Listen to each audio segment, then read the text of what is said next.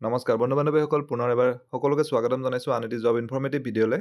আজি আপোনালোকৰ বাবে লৈ আহিছোঁ আন এটি জবৰ ইনফৰমেশ্যন আৰু আজিৰ এই এডভাৰটাইজমেণ্টটো হৈছে women and child development department, নাৰী আৰু শিশু বিকাশ বিভাগত অসমৰ। আৰু গতিকে গোটেই এডভাৰটাইজমেণ্টটো চালে আপোনালোকে গম পাব কি পোষ্ট আছে আৰু কোৱালিফিকেশ্যন কি বিচাৰিছে, দৰমহা কিমান দিব, বয়সৰ সীমা কিমান ধৰি দিছে তথা কেনেকৈ এপ্লাই কৰিব লাগিব, গোটেইখিনি কথাই ভিডিঅ'টিত গম পাব। ইনফৰ্মেটিভ যেন পালে লাইক আৰু শ্বেয়াৰ কৰিবলৈ নাপাহৰিব। যদি চেনেলটো ছাবস্ক্ৰাইব কৰা নাই আজিয়ে কৰি ল'ব। ইয়াত অসমৰ লগতে ভাৰতবৰ্ষৰ সকলো ধৰণৰ চাকৰি খবৰ আপোনালোকে ৰেগুলাৰলি পাই থাকিব। এইখন অফিচিয়েল এডভাৰটাইজমেণ্ট আপোনালোকে দেখিছে। অফলাইন যোগে আবেদন কৰিব লাগিব।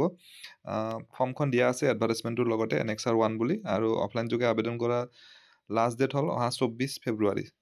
এড্ৰেছটো মই কৈ আছোঁ। আৰু যিটো পদৰ বাবে আবেদন বিচাৰিছে, পদটোৰ নাম হৈছে ডিষ্ট্ৰিক্ট প্ৰজেক্ট এছিষ্টেণ্ট DPA। আৰু টোটেল 4খন ডিষ্ট্ৰিক্টত এই পোষ্ট আছে। প্ৰথমখন ডিষ্ট্ৰিক্ট হৈছে ধুবুৰী, য'ত এই পোষ্টটো আছে। চেলাৰী ইয়াত ফিক্স পে'মেণ্ট থাকিব 18,000কৈ। বয়সৰ সীমা 21ৰ পৰা 38 বছৰ, 21 to 38 ইয়াৰ্ছ। এটা পোষ্ট আছে। নেক্সট আছে হাইলাকান্দিত, ছেম হয়, বাকী ক্ৰাইটেৰিয়া ছেম হয়। তৃতীয় পোষ্ট আছে হোজাই ডিষ্ট্ৰিক্টত। আৰু চতুৰ্থটো পোষ্ট আছে চাউথ চালমাৰাত। টোটেল 4টা পোষ্ট আছে।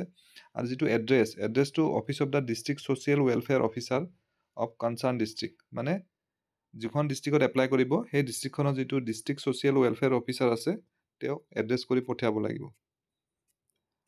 গতিকে যিসকল কেণ্ডিডেট ইণ্টাৰেষ্টেড হয় তেওঁলোকে এপ্লাই কৰিব পাৰিব, কিন্তু তাৰ আগতে কোৱালিফিকেশ্যনটোও জানিব লাগিব।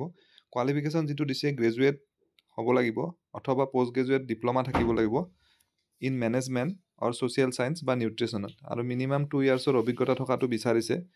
চ' যিসকলে ইণ্টাৰেষ্টেড হয় তথা এলিজিবল হয় তেওঁলোকে মই কোৱা ধৰণে এপ্লাই কৰিব পাৰিব অফলাইন যোগে। ফৰ্মখন ইয়াত দিয়া আছে। মই ডেছক্ৰিপশ্যনত এই এডভাৰটাইজমেণ্টখন দি দিম।